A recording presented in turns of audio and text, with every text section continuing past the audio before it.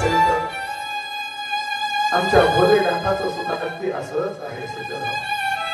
समुद्र मंथन झालं ना. अरे ऐरावत देवराज इंद्राला दिला, कामधेनू साधूला दिली, ऋषीला दिली, कल्पवृक्ष स्वर्गामध्ये दिला, 14 रत्न सगळ्याला वाटून दिले.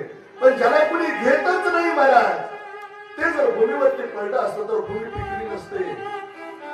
महाराज समुद्रात टाकलं असतं तर जलचर प्राणी संपले असते. आमच्या भोलेनाथाने महाराज विष ग्रहण केलं, विष ग्रहण.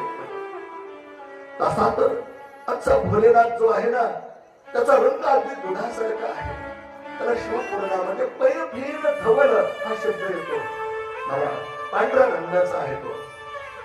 आणि महाराज पण त्या भगवंताचा सुद्धा विष सेवन केल्यामुळे निळकंठ झाला गेला.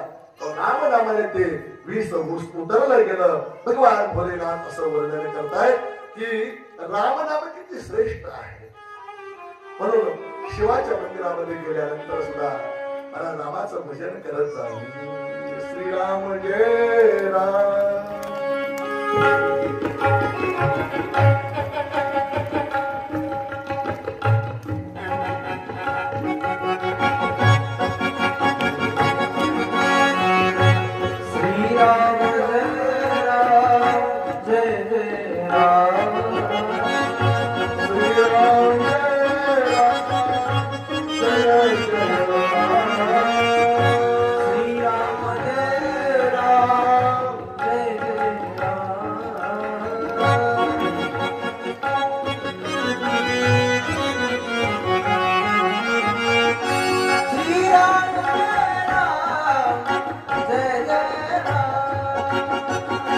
वाढवा.